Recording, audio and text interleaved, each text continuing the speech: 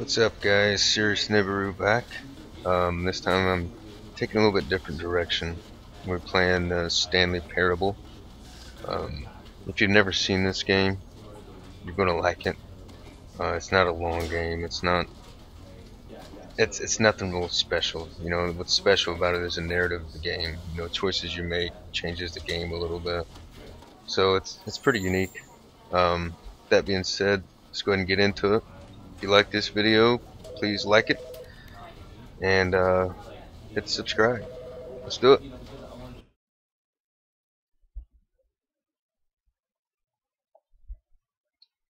This is the story of a man named Stanley. Stanley worked for a company in a big building where he was employee number 427.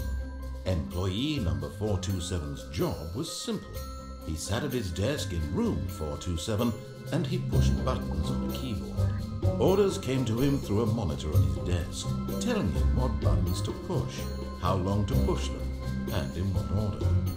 This is what employee 427 did every day, of every month, of every year.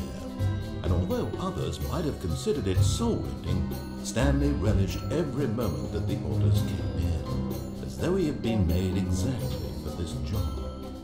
And Stanley was happy. And then one day, something very peculiar happened. Something that would forever change Stanley. Something he would never quite forget.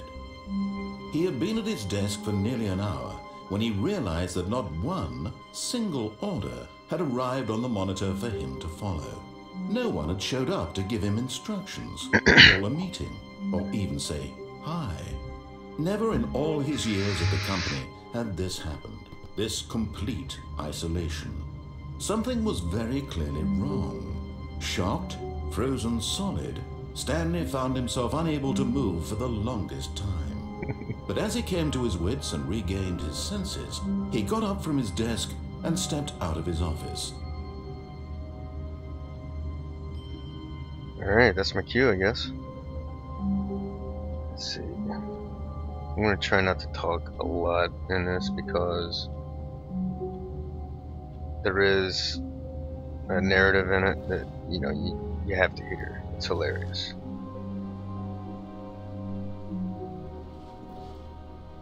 Someone was following Stanley. He was sure of it.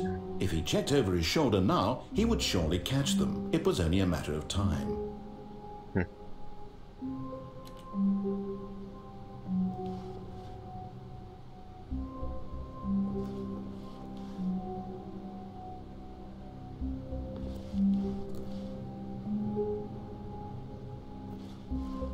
Alright.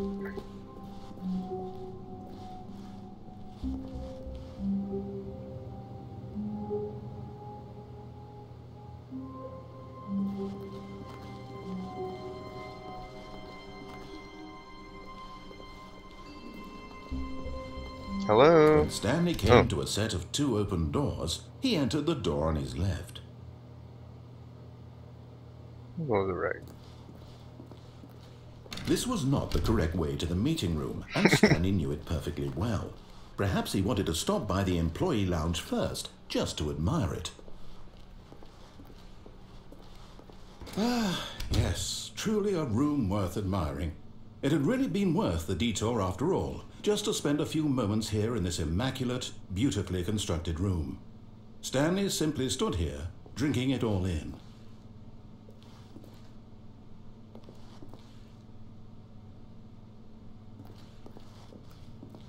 But eager to get back to business, Stanley took the first open door on his left. Nah. Let's see what's this way. Stanley was so bad at following directions, it's incredible he wasn't 5 years ago.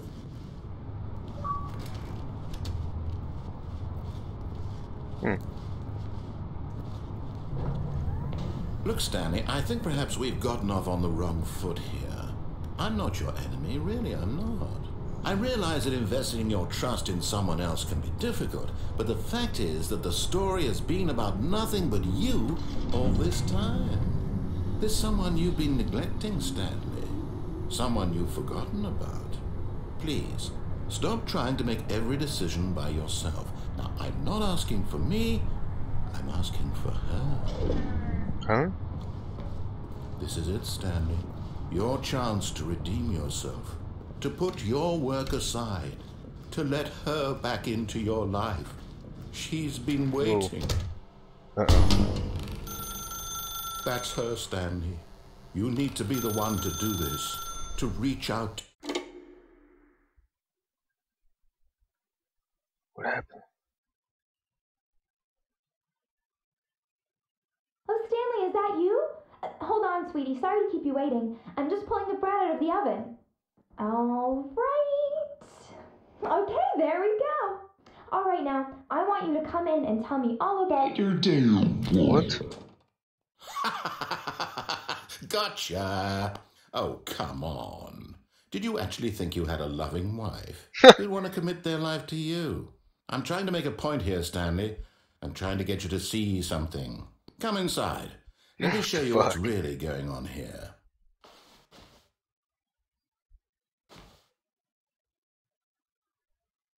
All right.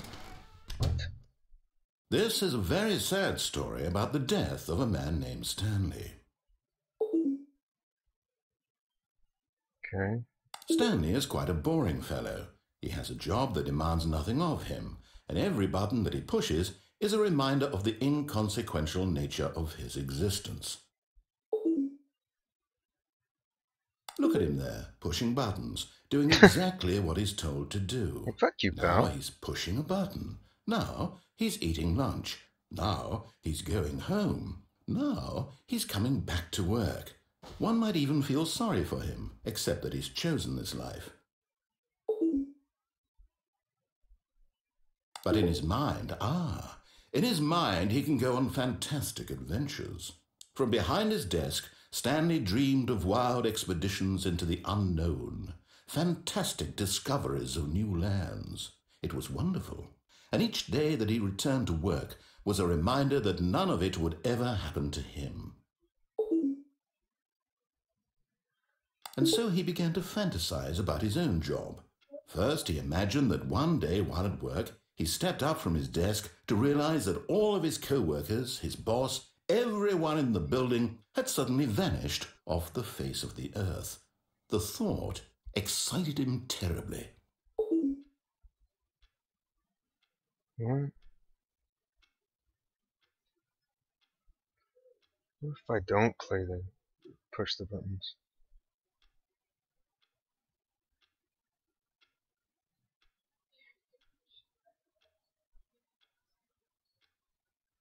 So he went further. He imagined that he came to two open doors and that he could go through either. At last, choice. It barely even mattered what lay behind each door.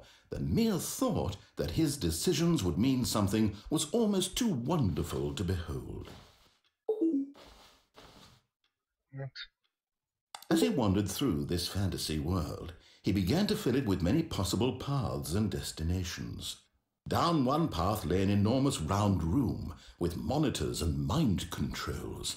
And down another was a yellow line that weaved in many directions. And down another was a game with a baby. And he called it the Stanley Parable. All right.